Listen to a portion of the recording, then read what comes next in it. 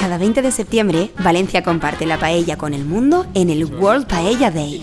Es el día en el que el arroz con cosas no supone un drama para los valencianos. El arroz es alargado, parece basmati. ¡Qué maravilla! Y el día en el que el resto del mundo intenta vivir la paella como la vive un auténtico valenciano. Don't even think about touching the rice. No se dice paellera. 糊的，服务员，服务员，过来一下。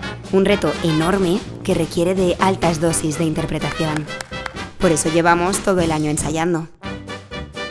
Los que no se perdieron ningún ensayo fueron los 12 cocineros finalistas del World Paella Day Cup, seleccionados entre 60 candidatos de 33 países diferentes. Se concentraron en Valencia del 16 al 19 de septiembre en el World Paella Day Cup Stage, donde vivieron la cultura de la paella con el mejor equipo técnico para mejorar sus conocimientos y convertirse en grandes embajadores de la gastronomía valenciana.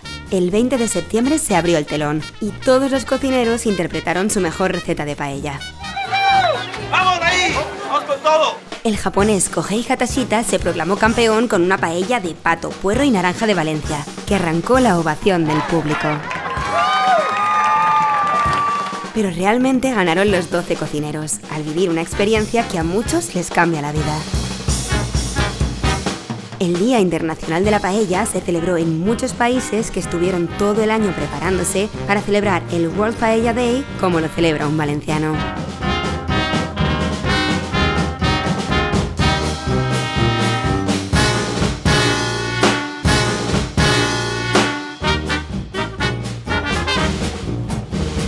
Ahora solo falta ensayar para el año que viene.